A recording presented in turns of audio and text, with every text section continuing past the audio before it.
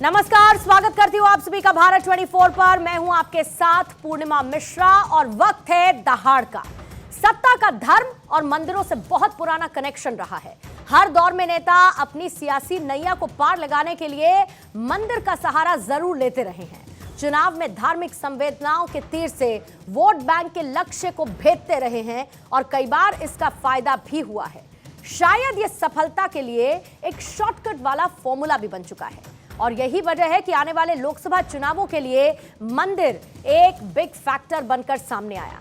इतना तो साफ है कि हिंदू वोटों के ध्रुवीकरण की कोशिश में कोई किसी से पीछे नहीं। तरीके सबने अपने अपने अपनाए, लेकिन लक्ष्य एक ही है और वो लक्ष्य है सत्ता का सिंहासन, वो कुर्सी। अब सवाल ये उठता है कि सनातन पथ पर चलते हुए इस सिंहासन तक कौन पहले पहुंचता है, और शायद इसी का असर है कि मंदिरों में माथा टेकने का कोई भी मौका सियासी दुनिया के दिग्गज छोड़ना नहीं चाहते। सियासत के इस रंग और रूप को देखते हुए कई सवाल भी उठते हैं और इन्हीं सवालों पर आज दहाड़ में करेंगे चर्चा, जिसमें पहला सवाल यह है कि क्या सनातन के पथ पर आगे बढ़ेगा 2024 का विजय रथ? सनातन पर सियासत से किसे मिलेगा सत्ता का सुख? 2024 में किसके लिए संजीवनी बनेगा सनातन? हिंदू वोटर देश में कितना बड़ा फैक्टर है और सनातन के अपमान पर विपक्ष की बोलती क्यों बंद हो जाती है? ऐसे कई और सवाल हैं जिनके इर्द गिर्द आज हम दहाड़ में चर्चा करने वाले हैं। मेहमानों का खास पैनल हमारे साथ जुड़ना शुरू हो चुका है, लेकिन चर्चा की शुरुआत करें उससे पहले सनातन को लेकर कितनी सियासत हुई है, आइए वार पलटवार के जरिए देख लेते हैं।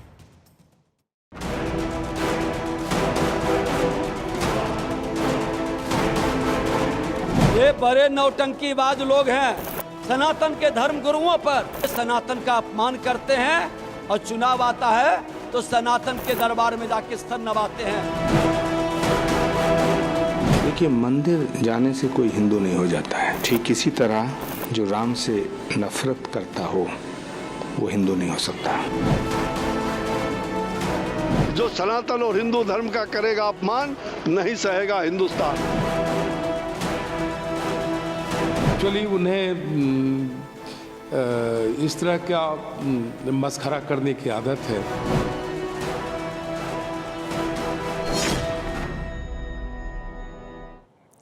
इससे पहले आपने एक लहर देखी थी और लहर यह थी कि सनातन को लेकर दिए गए विवादित बयान, जिसको लेकर बीजेपी हमलावर नजर आई। कांग्रेस बैकफुट पर जरूर थी, लेकिन खुलकर उसके लिए उसने माफी नहीं मांगी और न माफी मांगी बल्कि किसी भी तरीके से उस बयान को डिफेंड करती हुई नजर आई। और दक्षिण की राजनीति में सनातन पर प्रहार एक आम चलन होता हुआ नजर आया। लेकिन सामने है 2024 और 2023 का नतीजा हर किसी ने देख लिया। क्या स्ट्रैटेजी शिफ्ट करने की कोशिश में तमाम पार्टियां हैं, इस पर भी करेंगे चर्चा दहाड़ में। धनंजय गिरी बीजेपी के प्रवक्ता इस वक्त हमारे साथ जुड़े हुए हैं। लोकेश जिंदल कांग्रेस के नेता इस वक्त हमारे साथ हैं। डॉक्टर नवल किशोर इस वक्त हमारे साथ जुड़ चुके हैं। आप आरजेडी के प्रवक्ता हैं। संजीव कौशिक जी राजनीतिक विश्लेषक अब से थोड़ी ही देर बाद हमारे साथ होंगे। और स्वामी उपमन्यु धर्मगुरु इस वक्त हमारे साथ स्टूडियो में मौजूद हैं। हाजी नाजिम जी भी मुस्लिम स्कॉलर हमारे साथ जुड़े हुए हैं। और आप सभी मेहमानों का बहुत बहुत स्वागत दहाड़ में मैं करती हूं। लेकिन सबसे पहला सवाल लोकेश जिंदल जी आप ही से, क्योंकि इससे पहले सनातन के अपमान की एक बयार बहती हुई नजर आई और बीजेपी के लिए वो स्थिति एक तरफ जहां पर अटैकिंग मोड की थी, तो कांग्रेस के लिए बहुत मुश्किल से आप उसको डिफेंड करने की कोशिश करते हुए नजर आए। 2023 का हर किसी ने नतीजा देख लिया, लेकिन अब जो टेंपल रन हो रहा है, मंदिर मंदिर दौड़ हो रही है, आपको यह लगता है कि सनातन के सामने झुके बगैर राजनीतिक नैया पार नहीं होगी? पूर्णिमा जी, अगर मैं इन चुनावी नतीजों की बात करता हूं तो एक बहुत अहम पहलू इन चुनावी नतीजों का यह था कि कांग्रेस का कोर वोटर कांग्रेस के साथ आज भी है। कांग्रेस की जो विचारधारा है जिसमें आर्थिक मुद्दे प्रथम श्रेणी में आते हैं और धार्मिक मुद्दों को उतनी अहमियत कांग्रेस जानबूझ के नहीं देती, क्योंकि देखिए, जो आर्थिक मुद्दों के प्रश्न है, सामाजिक मुद्दों के प्रश्न है, क्या उनका सल्यूशन, क्या उनका उत्तर हमें केवल और केवल धर्म में मिलेगा? तो इसे मैं सही नहीं मानता। मैं ये कहता हूं कि धर्म अपनी जगह है, धर्म एक मोक्ष का मार्ग है, लेकिन उसका राजनीतिकरण जिस तरह से भाजपा ने किया है और जिस तरह से भाजपा इसका फायदा उठाती आई है, इससे देश को एक नुकसान पहुंचता है, संविधान के विरुद्ध है ये, और एक तरह से भारत के समाज और अर्थव्यवस्था के लिए नकारात्मक है। तो भारत के भविष्य के लिए बेहतर तो यही होगा कि समाज आर्थिक मुद्दों पर सरकार से प्रश्न करे कि भाई ऐसा क्यों है कि कुछ पूंजीपतियों के पास उनकी जो वेल्थ है बढ़ती जा रही है और जो लोग गरीब तबके के हैं वो और भी ज्यादा उनके पास संसाधनों की कमी होती जा रही है। ऐसा क्यों है कि रोजगार नहीं है, महंगाई बढ़ती जा रही है। ऐसा क्यों है कि लोगों में माइग्रेशन इतना ज्यादा हो रहा है, लोग अपने घरों से बाहर जाकर जो है अपना जीवन व्यतीत कर रहे हैं, क्यों मजबूर हो रहे हैं इन बातों को जिस तरह से एक तरह से कंबल ढक दिया जाता है धर्म के नाम पे। लोकेश जिंदल जी, आपने तो अभी चुनाव लड़े, विपक्ष की भूमिका में आप एक लंबे समय से हैं, तो आपने तो इन मुद्दों को उठाया है ना, आपने इन मुद्दों को चुनावों में भी उठाया है, लेकिन आपको लगता है कि आपके ये मुद्दे उठाने का वोटर्स पर किसी तरीके का असर हुआ है? और क्या आप ये औपचारिक तौर पर कह सकते हैं कि कांग्रेस ने कभी भी सनातन को पॉलिटिक्स का हिस्सा या राजनीति का हिस्सा नहीं बनने दिया? फिर चाहे आप प्रियंका गांधी की बात कर ले, आप राहुल गांधी की बात कर ले, चुनावों से ठीक पहले मंदिर में जाकर माथा टेकने की जो एक प्रोसेस देखने को मिला है, आपको लगता है कि कांग्रेस ने कभी भी सनातन का राजनीतिकरण नहीं किया? हाँ, उस पर हमला जरूर किया है, ये तो मैं कह सकती हूं, लेकिन क्या कांग्रेस ने कभी भी उसको राजनीतिक फायदे के लिए इस्तेमाल नहीं किया? पूर्णिमा जी, कुछ थोड़े महीनों पहले कर्नाटका का चुनाव था जहां पर भाजपा ने धर्म का पूरा उपयोग किया, जितना उपयोग किया जाना चाहिए था उससे भी ज्यादा उपयोग किया, दुरुपयोग किया, लेकिन उसका परिणाम पूरे देश ने देखा। कर्नाटका की जनता ने आर्थिक मुद्दों के बल पर, सामाजिक मुद्दों के आधार पर भाजपा की इस नीति को पूरी तरह से नकार दिया था। यही जब पहलू उत्तर भारत में भी देखने को मिलेंगे, जनता का यही उत्तर रहे। लेकिन तीन मौके जहां पर बीजेपी की इस रणनीति को, जिसको आप इस वक्त कोट कर रहे हैं, जनता ने 3 राज्यों में लेकिन नकारा किसको सर? कांग्रेस को नकारा। धनंजय गिरी जी को लाते हुए बीजेपी के प्रवक्ता इस वक्त है। धनंजय गिरी जी, लोकेश जिंदल को आपने सुना, क्या बीजेपी के पास कोई और रास्ता नहीं है सिवाय सनातन का राजनीतिकरण करने का? क्या 2024 का आधार बीजेपी ये मानती है कि सनातन की सियासत करके वो अपनी राजनीतिक नैया को पार लगाएगी 2024 में? पूर्णिमा जी, पहले तो ये समझने की जरूरत है कि आप जिस मुद्दे पर बात कर रहे हैं, कृष्ण भगवान श्री कृष्ण ने कहा है स्वधर्मम निधनम श्रेयम पर धर्म भयावह। जो लोग अभी बात कर रहे बैठे हैं आपके सामने, वो सनातन का लगातार अपमान, लगातार प्रहार और लगातार अनर्गल प्रलाप करते रहे हैं। और क्यों करते रहे हैं? क्योंकि इफ्तार से राजनीति को रफ्तार देने की कोशिश की जाती रही है। इस देश में एक अपीजमेंट पॉलिटिक्स चल रही थी, तुष्टीकरण की राजनीति करने वाले लोगों के मुंह पर यह करारा जवाब है जब प्रधानमंत्री नरेंद्र मोदी कहते हैं कि हम तुष्टीकरण की नहीं, संतुष्टीकरण की राजनीति करते हैं। दुनिया के तमाम विचारकों की बातों को समायोजित करके कहते हैं सबका साथ, सबका विकास, सबका विश्वास, सबका प्रयास। लेकिन इन लोगों को शुरू से था कि किसी को डराओ, डरा करके उसका वोट पावर, वोट बैंक बनाओ, और उस जिन लोगों को ये डराते भी रहे। सच्चर कमेटी की रिपोर्ट उठा करके देखिए, इस देश के दलितों, पीड़ितों, शोषितों का जो कांग्रेस ने जो बुरा हाल किया, दलित दरी बिछाए, पिछड़ा पांवपोछ हो जाए, बाकी लोग इनके वोट बैंक कहलाए। इस कांग्रेस की इस कुत्सित कामों को इस देश की जनता ने सिरे से खारिज कर दिया। और जब इस देश को जो नेतृत्व मिला, मोदी जी सदियों से व्यथित, दमित जन आकांक्षा की पूर्ति की प्रतिमूर्ति हैं। जब इस देश का जनमानस आम जनमन जागा, जब इस देश का विकास के किस पैमाने पर आप बात करना चाहते हैं, आप हमको बता दें। 10वीं अर्थव्यवस्था, आज 5वीं अर्थव्यवस्था है इस देश में। 100 लगभग 100 करोड़ के लगभग बैंक के ब्रांचेस थे, आज 180 करोड़ बैंक के ब्रांचेस हैं। 48 करोड़ बैंक के खाते थे और आज 248 करोड़ हैं। आप 10वीं अर्थव्यवस्था, 5वीं अर्थव्यवस्था बनी ही बनी। उसके अलावा 500% की वृद्धि रेल और रोडवेज में, 400 वंदे भारत ट्रेन बनी, हाईवे की स्पीड 23 किलोमीटर प्रतिदिन हुई, 99% ग्रामीण सड़कों को शहरों से जोड़ दिया गया। मेट्रो की लंबाई जब 2013 में 248 लेकिन ये जो सब आप सर गिना रहे हैं, ये जो सब आप आज गिना रहे हैं और प्रधानमंत्री जी भी इसका जिक्र लगातार करते रहे, लेकिन लोकेश जिंदल जी को या कांग्रेस को तो यह आर्थिक आंकड़े नजर नहीं आते ना कि आर्थिक दृष्टि से देश का विकास कैसे हो रहा है, ये कांग्रेस को तो नजर नहीं आता। लेकिन सर कांग्रेस को नजर क्या आता है? धनंजय गिरी जी, कांग्रेस को नजर ये आता है कि आप आप भी अपीजमेंट की पॉलिटिक्स करते हैं। हर एक चुनाव से पहले आप हिंदुत्व कार्ड खेलते हैं, आप एक इमोशनल अपील करते हैं, और सनातन के बगैर आप लोगों का भी काम नहीं चलेगा। इसीलिए सनातन का राजनीतिकरण करके ही आप अपनी चुनावी नैया को पार लगा पाएंगे, ये कहती है कांग्रेस। पूर्णिमा जी, कंफ्यूज कांग्रेस अब फ्यूज हो गई है, और फ्यूज होकर के डिफ्यूज हो रही है। उसे समझ में नहीं आ रहा है कि सनातन संस्कृति इस देश की आत्मा है। ये धर्म प्राण देश है, भारत एक धर्म प्राण देश है। और इसी भारतीय सनातन पर अधिकार किसी एक पार्टी का तो नहीं है ना सर धनंजय गिरी जी, किसी एक पार्टी पर तो अधिकार नहीं है सनातन का, है क्या? सनातन धर्म कितना व्यापक, कितना व्यापक, माने तो सनातन को सबसे बड़ी हमारे यहाँ तो राजा का अलग धर्म, सबके लिए राजा का कहते हैं राज धर्म है। धर्म है क्या, ये तो इनको समझ में नहीं आ रहा। राज धर्म तो क्या, राजा का अलग धर्म, प्रजा का अलग धर्म, धारण किया जाए वो धर्म है।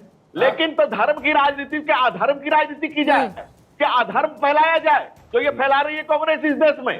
कांग्रेस ने इस देश में अपीजमेंट पॉलिटिक्स जो किया, जो इस देश के सनातनियों का अपमान किया, जो लगातार अपमान किया गया, उसको सोया हुआ सनातन, पूर्णिमा जी सोया ठीक है धनंजय जी, बाकी मेहमानों को भी मुझे लाना होगा। स्वामी जी मैं आपके पास भी आऊंगी, लेकिन लोकेश जिंदल जी काउंटर कर रहे हैं। लोकेश जिंदल जी जल्दी से आप अपनी बात पूरी कीजिएगा। लेकिन तमाम चुनावी विश्लेषक ये कहते हैं कि राहुल गांधी जब मंदिर जाते हैं तो भले ही वो हिंदू वोटर्स को लुभा ना पाए, लेकिन आपके हमेशा के प्रिय मुस्लिम वोटर्स को आप जरूर नाराज कर सकते हैं। देखिए पूर्णिमा जी, अर्थशास्त्र में चाणक्य कहते हैं कि अर्थ धर्म से पहले आता है। जब आर्थिक माध्यम उसका जवाब तो सर दे दिया ना लोकेश जिंदल जी, अभी धनंजय गिरी जी ने उसका जवाब दिया कि आर्थिक मोर्चे पर कैसे बढ़ोतरी हो रही है। ये अभी आपने सुना ना सर। बढ़ोतरी क्या हो रही है, टू द पॉइंट रखते हैं सर, टू द पॉइंट रखते हैं लोकेश जिंदल जी। वो ये कह रहे हैं कि आप तो सनातन को स्वीकार ही नहीं करना चाहते, सनातन तो तैयार है आपको स्वीकार करने के लिए, लेकिन आप सनातन को स्वीकार नहीं करना चाहते। मनमोहन सिंह कह रहे थे कि मेरे पास पैसा नहीं है बुलेट प्रूफ जैकेट के लिए, तब जीरो थी अर्थव्यवस्था आपकी। आज देखिए सब कुछ मिल रहा है, सारी प्रगति हो रही है, और आप माइंड ब्लाइंड हैं। आप कांग्रेस के हैं तो कांग्रेसी में मरेंगे, कोई दिक्कत की बात नहीं है। ये बात सोचने की है। सनातन संस्कृति पूरे विश्व की है, और आप देखिए दक्षिण अफ्रीका में, जर्मन में और फ्रांस में सनातन संस्कृति अपनाई जा रही है। सनातन संस्कृति किसी एक की नहीं है, जो आप कह रहे हो ना इन्हीं की है, सबकी है। हम तो कहते हैं आप भी मान लो सनातन नहीं, सनातन का स्वरूप तो बहुत व्यापक है स्वामी जी, सनातन का स्वरूप बहुत व्यापक है, और उसको बताने की भी जरूरत नहीं होनी चाहिए। भला नहीं किया जो यहाँ रहता है भारत में, उसको सनातन कितना व्यापक है और उसका रूप कितना व्यापक है ये बताने की जरूरत नहीं है। डॉक्टर नवल किशोर, आती हूँ स्वामी जी आपके पास। डॉक्टर नवल किशोर, लालू प्रसाद यादव पहुंचते हैं तिरुपति बालाजी मंदिर, पूरे परिवार के साथ दर्शन करते हैं, बहुत अच्छी बात है सर, बहुत अच्छी बात है। लेकिन आप भी उस टीम का, उस पार्टी का हिस्सा है जो सनातन को बीमारी, सनातन को कोड़, सनातन को कोरोना से कंपेयर करते हुए सनातन पर प्रहार कर चुकी है, और आप उस गठबंधन की एक पार्टी है। किस तरीके से सर दोनों को मैनेज कीजिएगा? वोटर्स तो सोचेगा ना कि भाई आप सनातन के साथ हैं या सनातन के खिलाफ हैं। देखिए पूर्णिमा जी, दो बात अलग अलग है। धर्म का रिश्ता व्यक्ति की आस्था से है, और उसमें न भाजपा आती है, न देश की कोई संस्था आती है, और नहीं ये धर्म गुरु जी आते हैं। हमारा जो संबंध है। स्वामी जी एक सेकंड प्लीज रुकिएगा, तो मैं आपके पास आती हूँ। नवल किशोर जी, मैं ये पूछना चाह रही हूँ, आप सनातन का सम्मान करते हैं? नहीं, ये सनातन का हम सम्मान करते हैं, इसका ये व्यक्तिगत चॉइस है ना, ये इंडिविजुअल चॉइस है ना नवल किशोर जी, ये इंडिविजुअल चॉइस है ना, इसीलिए मैंने आपसे ये सवाल इंडिविजुअली पूछा है कि आप सनातन का सम्मान करते हैं ना? ये सवाल आपको पूछने की जरूरत क्यों नहीं सर, मैं सवाल पूछ रही हूँ, आप जवाब ना दें उसमें कोई दिक्कत नहीं है, उसमें कोई समस्या नहीं है। आप कह दीजिए कि मैं इसका जवाब नहीं देना चाहता। मैं सिर्फ ये पूछना चाह रही हूँ कि सर आप सनातन का सम्मान करते हैं? मैं ये मानती हूँ करते होंगे, अगर मैं गलत हूँ तो मुझे क्लियर कर दीजिएगा सर। नहीं, इसमें अरे सनातन का सम्मान हम क्यों नहीं करेंगे जब हम उसी के भाग करते हैं ना सर। लेकिन जब सनातन को कोड़, सनातन को बीमारी, सनातन को कोरोना, सनातन को न जाने क्या क्या कह दिया जाता है, गौमूत्र को लेकर अभी कितनी बड़ी बात कह दी गई, आप लोग तो बिल्कुल भी डिफेंड करने के लिए नहीं आए, ये कहते हुए कि नहीं जी बिल्कुल गलत बोला, इस बयान की हम निंदा करते हैं। किसने कह दिया सर ये? पूर्णिमा जी, जिसने गोमूत्र की बात कही उसने भी माफी मांग ली। उस दल के जो मुखिया सर, कब? स्टालिन जी ने उसको खंडन कर लिया। मैं अपनी उसी दिन सियासी फायदे के लिए ये बयान दिया गया ना, आपको गाली दे दो, माफी मांग लो, ये तो उचित नहीं है ना। फायदे के लिए ये बयान दिया गया ना मैं सर। अभी आपको स्टालिन ने माफी मांगी थी क्या? ये नवल किशोर जी, अपनी बात कह भी लिया, अपनी बात आपने कह भी ली और माफी भी मांग ली, ये अच्छी बात नहीं है। नहीं नवल किशोर जी, मैंने कहा कि स्टालिन ने माफी मांगी थी क्या सर? समझी, ये सोची समझी। स्टालिन ने माफी मांगी थी जब सनातन को बीमारी बताया था, कोड़ बताया था, तब सनातन को लेकर और इस बयान को लेकर स्टालिन ने माफी मांगी थी क्या? आरजेडी आई थी खुलकर ये कहने के लिए कि स्टालिन का बयान गलत है, हम विरोध करते हैं, निंदा करते हैं इस बयान की। पूर्णिमा जी, मान लीजिए कि कोई बात लिखी हुई है, अगर उस लिखी हुई बात का कोई अगर उस पर विचार करता है और मंतव्य देता है तो आप उसका जवाब देंगे ना, या उसको कहेंगे कि वो कुछ है ही नहीं? नहीं, क्या जो भी सनातन को लेकर, इस धर्म को लेकर, इस जीवन शैली को लेकर क्या नवल किशोर जी बचाव करने की जरूरत है क्या? ये गलत है, चाहे आपका सगा भाई कह रहा हो। ये गुरु जी को थोड़ा, स्वामी जी उनको अपनी बात पूरी करने दीजिए प्लीज सर। थोड़ा गुरु जी को बोलिए कि भगवान मैंने बोल दिया नवल किशोर जी, मैंने बोल दिया, लेकिन मेरा सवाल ये था कि सनातन को लेकर, जीवन शैली को लेकर, इस व्यापक धर्म को लेकर क्या बचाव करने की जरूरत है, या इस पर आप अग्रेसिव बयानबाजी करेंगे, निंदनीय बयानबाजी करेंगे और सामने वाले की जिम्मेदारी बन जाती है कि वो उसको डिफेंड करे, उसको गलत साबित करे? पूर्णिमा जी खुद में गलत है। अरे पूर्णिमा जी, लोकतंत्र में जो सबसे बड़ी ग्रंथ है और जो ग्रंथ है वो संविधान है। संविधान जिसको जितना अधिकार देता है उसको भी आप नहीं देना चाहते हैं। नहीं, आप ये कहना चाहते हैं कि सनातन धर्म पर प्रहार करना सबसे आसान है क्योंकि आपको बोलने की आजादी है, आप यही कहना चाह रहे हैं ना सर? नहीं, आजादी का दुरुपयोग, मैंने बोला कि जो रिलीजियस टेक्स्ट है उस पे कई सारे विचार हैं। आपने कबीर को, धर्म गुरु जी ने कबीर को नहीं पढ़ा है क्या? मैंने कबीर को भी पढ़ा है, मैंने रसखान को भी पढ़ा है, कबीर को भी पढ़ा है, तो सर, और मैंने ओल्ड टेस्टमेंट और न्यू टेस्टमेंट बाइबल भी पढ़ी है और मैंने कुरान भी पढ़ी है। आप कभी आइए, अच्छा लगेगा आपको। कब बोलता हूँ 20 साल से बोल रहा हूँ, तब बोलता हूँ। धर्म गुरु जी, आपकी मजबूरी क्या है जो आप एंकर रूम में पहुंच गए हैं? नहीं, इसलिए अगर इतना ही मजबूरी बताता हूँ, आपके पास ताकत है, मजबूरी बताता हूँ ना, अपनी बात। अरे मजबूरी सुनिए, मजबूरी क्या है, मेरी मजबूरी सुनिए, मेरी मजबूरी सुनिए। कीजिए ना सर, आप जैसे लोग जो है, जाति जो है, आप जैसे लोग जो है करते रहते हैं, की समस्या है कि नहीं बोलते हैं, तो मेरी मजबूरी हुई कि आपको बताना पड़ेगा। मैं गुरु हूँ, आपको शिक्षा देना मेरी मजबूरी है। अरे गुरु जी, आप ये बताइए कि जातीय जनगणना होनी चाहिए या नहीं? नहीं होनी चाहिए। देखिए, बताइए आप कैसे कहेंगे? इसलिए कि हमारा जाति व्यवस्था है ही नहीं। ये जाति गांधी ने केवल नहीं है, जातिगत व्यवस्था नहीं होनी चाहिए। ठीक है स्वामी जी को डाइवर्ट करेंगे, आप डाइवर्ट मत होइए। लेकिन डॉक्टर नवल किशोर, ये बहस जातीय जनगणना को लेकर नहीं है, ये बहस जातीय जनगणना को लेकर नहीं है, इसीलिए जातीय जनगणना की तरफ मत जाइए। आपने एक सेकंड स्वामी जी सुनिए, नवल किशोर जी एक सेकंड प्लीज सुनिए सर। जातीय जनगणना का कार्ड आप खेल चुके हैं, उसका कितना फायदा मिला है यह भी आप बहुत अच्छी तरीके से जानते हैं, इसलिए यहां जब सनातन पर बहस हो रही है तो जातीय जनगणना को मत लेकर आइए सर, वो इतर विषय है, उस पर चर्चा कभी और कर लेंगे। लेकिन अगर जातीय जनगणना होनी चाहिए या नहीं की बात है तो क्या सनातन का अपमान होना चाहिए सर? सनातन का अपमान होना चाहिए क्या? लेकिन आपकी आंखों के सामने सनातन का अपमान होता है, उसको लेकर आपके मुंह से एक शब्द नहीं निकलता। आप बताइए, जाति इस धर्म में एक सच है कि नहीं? और जब मंडल कमीशन लागू हुआ था, कमंडल लेकर भारतीय जनता पार्टी क्यों बाहर सर? आपको मंडल कमीशन, सरकार क्या सोच रही है, सरकार का ड्राफ्ट क्या है, सरकार का जातीय जनगणना पर टेक क्या है, मैं ये सब आपको भेज दूंगी डॉक्टर नवल किशोर, लेकिन अभी उस चीज के लिए मेरे पास समय नहीं है। सॉरी सर, उसके लिए मेरे पास समय नहीं है। हाजी नाजिम को डिबेट में लाते हुए हाजी नाजिम इस देश को ये बताइए कि कब तक, नवल जी प्लीज मुझे थोड़ा समय दीजिए। नवल जी आपके पास मैं आती हूँ, आपका टर्न आएगा सर प्लीज। हाजी नाजिम, ये इसका अर्थ क्या है ये तो बता दीजिए। नवल किशोर जी, आप तक मेरी आवाज पहुंच रही है, मैं मान रही हूँ। नवल जी आप तक मेरी आवाज पहुंच रही है, मैं ऐसा मानती हूँ। हाजी नाजिम को डिबेट में लाते हुए, हाजी नाजिम, सबसे बड़ी दिक्कत यह है कि धर्मों के आधार पर वोट बैंक बटे हैं। मुस्लिम वोट बैंक है, वो कांग्रेस से प्रेम करता है, हिंदू वोट बैंक है वो बीजेपी से प्रेम करता है। हिंदू वोट बैंक की अपीसमेंट करते हुए, हिंदुओं की अपीसमेंट करते हुए क्या बीजेपी नजर आती है? कांग्रेस आती है मुस्लिमों के वोट बैंक की अपीसमेंट करते हुए। यहां पर आप लोग कब तक वोट बैंक सर बने रहेंगे? कभी सनातन के नाम पर, कभी मुस्लिम धर्म के नाम पर। वोट बैंक से बाहर निकलकर क्या समाज में, देश में जो विकास हो रहा है उस नाम पर पॉलिटिक्स हो पाएगी कभी हाजी नाजिम? हाँ पूर्णिमा जी, देखिए आपका सवाल बहुत अच्छा है, बहुत इंपॉर्टेंट सवाल आपने उठाया। जब तक भाजपा हिंदू तत्व का कार्ड खेलती रहेगी तो ऐसा ही भारत के अंदर होता रहेगा। अभी जिस तरीके से आपने सुना होगा कि भाजपा के प्रवक्ता ने बहुत सारी खूबियां बताई, लेकिन मैं पूछना चाहता हूँ, आपने 2 करोड़ नौकरी देने का वादा किया था, कहाँ गई वो 2 करोड़ नौकरी?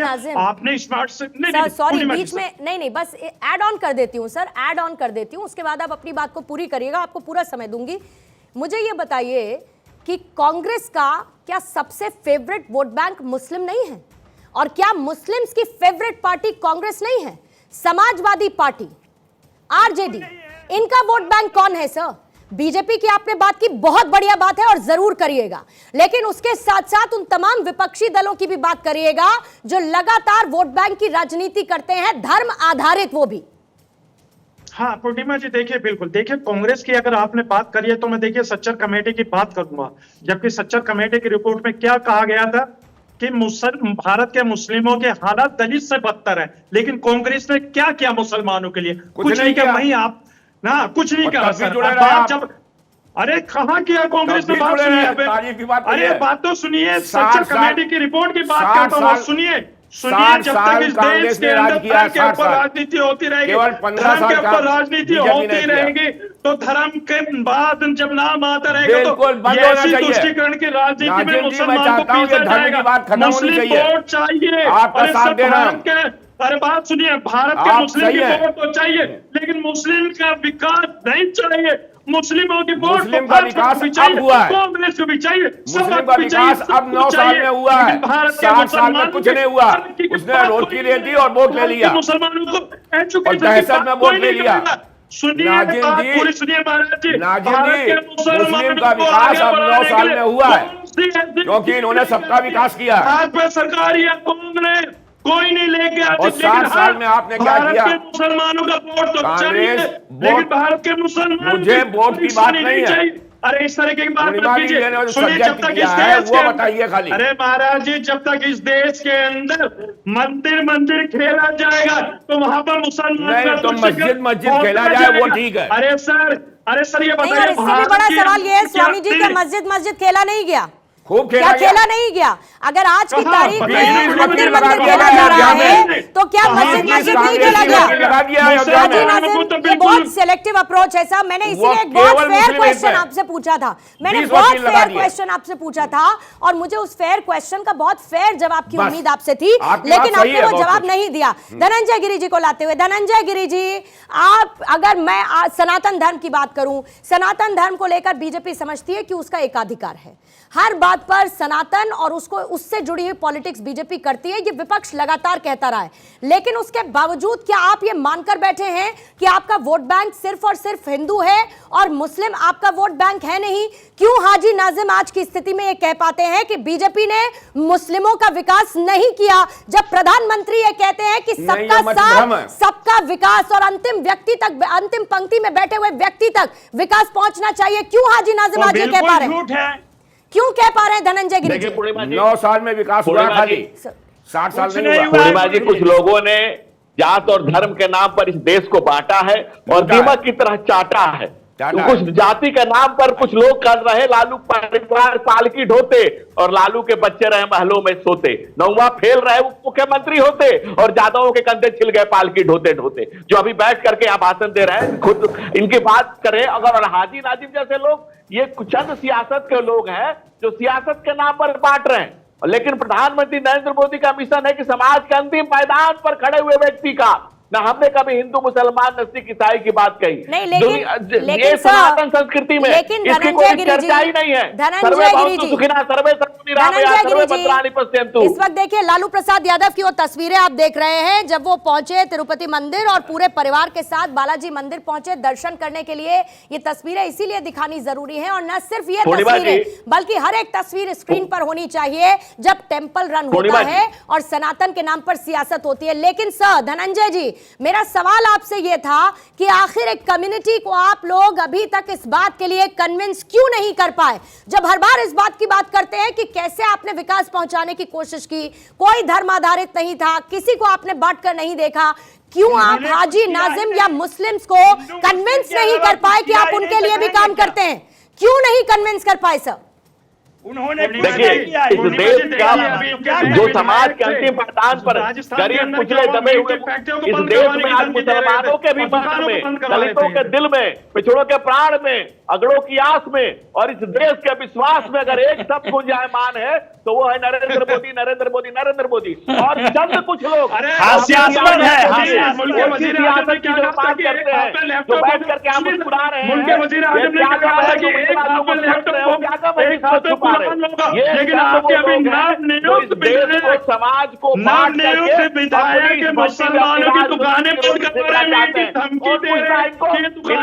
पूछिए कौन मुसलमानों को तैयार नहीं है तो आप नरेंद्र मोदी ये कह रहे हैं कि बिल दिखता है।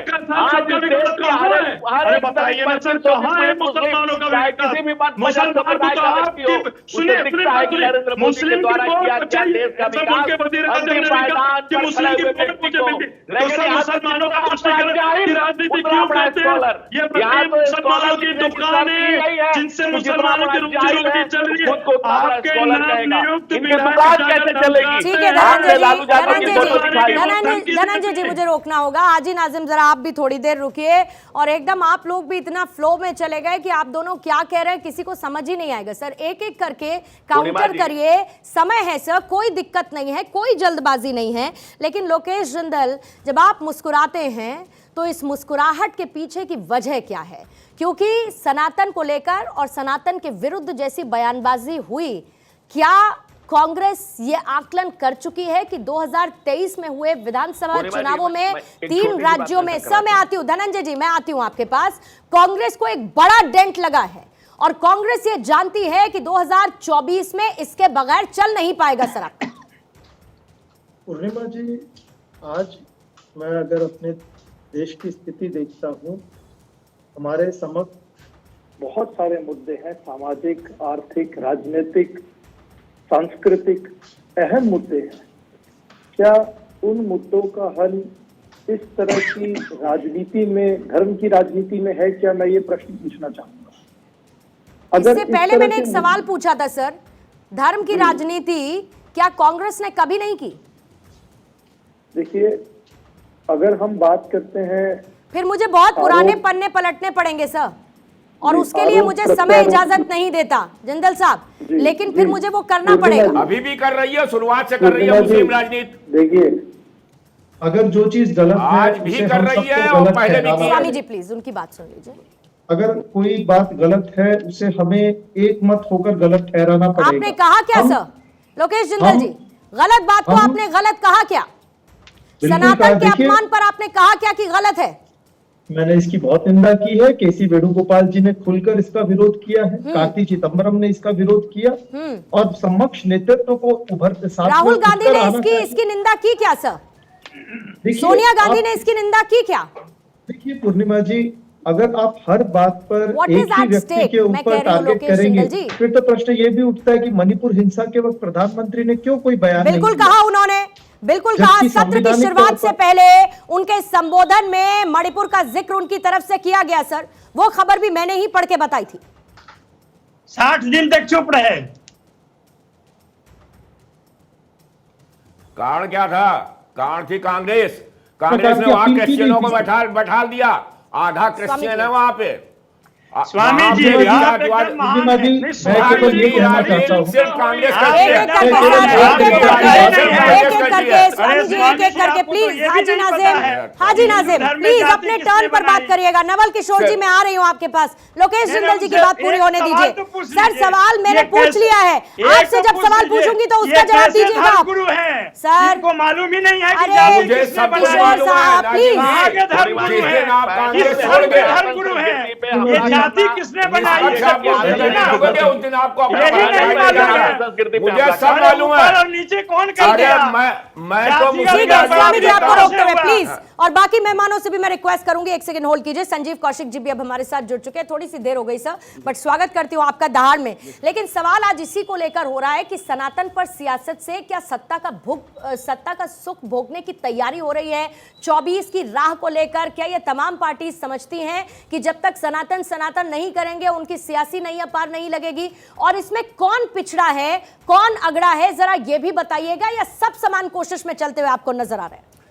मुझे लगता है कि ये देश के लिए बेहद शर्मनाक है कि धर्म का दोहन किया जा रहा है केवल वोटों के लिए, और वोटों की राजनीति में धर्म भी इस तरह से घुसा मिला पड़ा है कि आज हम इसके बारे में चर्चा कर रहे हैं। सवाल यह है कि सनातन का अपमान किसी ने कर दिया, सनातन को किसी ने इग्नोर कर दिया। सनातन धर्म क्या है? क्या इतना छोटा है कि किसी के 2 लाइन के स्टेटमेंट से हमारा अपमान हो जाता है? सनातन तो वो धर्म है कि आप राम को माने तो भी सनातन, कृष्ण को माने तो भी सनातन, शंकर को माने तो भी सनातन, किसी को नहीं माने, लक्ष्मी को माने तो सनातन, दुर्गा को माने तो सनातन, किसी एक को मान ले, अपने हृदय में बसा लें तो आप सनातनी हैं। और उसकी कुछ परिभाषाएं हैं जिसको लोग मान के चलते हैं कि मानव हित में होना चाहिए, जीव के हित में होना चाहिए। मुश्किल ये है कि पिछले कुछ वर्षों में धर्म का दोहन करके और धर्म की सीढ़ी बना करके जिस तरह से लोगों ने राजनीति में वो पैठ बनाई है, उस जगह को पाया है, लोगों के जहन में ये बात आ गई है कि जब तक हम धर्म की राजनीति नहीं करेंगे तब तक हम सफल नहीं होंगे। ये बेहद खतरनाक है। मुझे लगता है किसने बनाया? मैंने कहा किसने बनाया? और ये देश का दुर्भाग्य है कि जिन बाबाओं को लोगों को राह दिखाना चाहिए वो राजनीतिक पिट्ठू बने हुए हैं। जिन बाबाओं को हम सम्मान के दृष्टिकोण से देखते हैं वो राजनीतिक पिट्ठू बने हुए हैं। उनको कुर्सी की लालच है। अरे संतों को कुर्सी से क्या मतलब? संत है आप, बैठिए, हटिए। आपको राजनीति से क्या लेना देना? आपको तो प्रवचन देना चाहिए। आप किसी पार्टी के झंडा के जैसे बैठ करके बातें कर रहे हैं। जब गलत होगा संत आगे बोलेगा। आइए न बोलिए, स्वागत कीजिए, लेकिन किसी एक राजनीतिक पार्टी के पक्ष में बात मत कीजिए। किसी एक राजनीतिक पार्टी के पक्ष में बात कीजिए। हम जानते हैं कि राजनीति का इस्तेमाल किया जा रहा है। आपको महाराज आपको कुर्सी से मोह हो गया? कहा किसको कुर्सी से मोह हो गया? संत वो होता है जो सब कुछ त्याग करके हिमालय के कंदराओं में चला जाता है, मानव हित के लिए वो सेवा और साधना में लग जाता है। आप तो कुर्सी के लालच में लग गए, कालीन पे बैठ चलने लगे, आप एसी में सोने लगे, राज्य सत्ता की कामना करने लगे। कहते हैं हमें संत कह दो। आप संत नहीं है, आप संत नहीं है, आप राजनेता हैं। संतों के भेष में आप राजनेता हैं। किसी पार्टी से मतलब नहीं है। मैं बीजेपी का कोई आदमी नहीं हूँ। संतों का काम होता पेड़ा। एक मिनट, जब कोई किसी मस्जिद से कोई कहे तब आप मान लेते हो, और जब कोई संत कहे तो नहीं मानते हो। जब कोई पोप कहे तो मान लोगे। प्लीज रुकिएगा जरा। और जब कोई संजीव जी प्लीज एक सेकंड प्लीज हाफिज रुकिएगा। बोलेगा तो मान लोगे। धनंजय जी क्या कहना चाह रहे हैं? धनंजय जी, वो नहीं है राजनीति। स्वामी जी प्लीज। धनंजय जी। पूर्णिमा जी, मैं पैनल पे सभी को बड़ा ध्यान से सुना और ये उम्मीद करता हूं कि मेरे समय में भी कोई डिस्टर्ब नहीं करेगा, जैसा मैंने किसी के समय में नहीं किया। समस्या ये है कि सारे मस्जिद मुक्तबों से, मदरसों से अगर फतवे जारी होते हैं तो किसी को कोई आपत्ति नहीं होता है। समस्या ये है कि जब पोप कोई चीजें करते हैं, बैप्टिज्म करते हैं, और जब अमेरिका का राष्ट्रपति भी शपथ लेता है तो वह जाकर के बाइबिल की शपथ लेता है और आकर के उसके सर पे आशीर्वाद देते हैं जब पोप, तो उसको किसी को दिक्कत नहीं है। लेकिन अगर संत समाज के लिए, सनातनी समाज के लिए कुछ बोले तो दिक्कत है। जिसको इतना भी नहीं पता है कि दधीची ने अपने हड्डियों का दान किया था, अपने हड्डियों का धनुष, 3 धनुष बने उससे, पिनाकी, सारंगराव और जाकर के अर्जुन का गांडीव बना उसी से। इस देश के संतों ने इस देश की धर्म पर, इस देश पर जब जब आपत्ति आई है, भगवान श्री कृष्ण ने कहा है यदा यदा हि धर्मस्य ग्लानिर् भवति भारत अभ्युत्थानम् धर्मस्य तदात्मानं सृजाम्यहम्। इस देश की संस्कृति और धर्म रेड कारपेट पर चलने वाले संतों से तुलना आप दधीची की कर रहे हैं। यही शर्मनाक है। रेड कारपेट पर भाषा भी चलते हैं, इससे बचिए। रेड कारपेट पर धर्म का पता, न संस्कृति का पता, राजा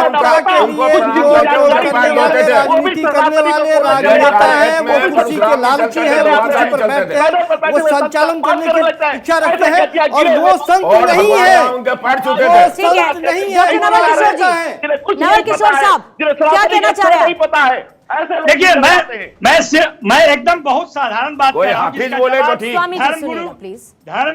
धर्मगुरु के पास उसका जवाब नहीं है तो ये बहुत ही हास्यास्पद है। अरे धर्मेंद्र जी रुक जाइए तो अरे बहुत में एक ही चीज सिखाई जाती है जब जब धर्म की हानि हो, जब जब आदमी बेरस्ते हो तो उसको रास्ते में लाना है। धर्म का काम है। धनंजय जी जल्दी से अपनी धर्म का काम बात, है। ठीक है स्वामी बोल जी दे तो प्लीज, ठीक। स्वामी जी प्लीज सुनने दीजिए, सबको सुनने दीजिए सर। धनंजय जी जल्दी से अपनी बात पूरी कीजिए, मेरे पास आखिर के 30 सेकंड है सर। देखिए इस देश के आप पैनल पर बैठकर भी संत का अपमान कर रहे हैं। क्या संत ने समाज की सुरक्षा का जिम्मा नहीं लिया है?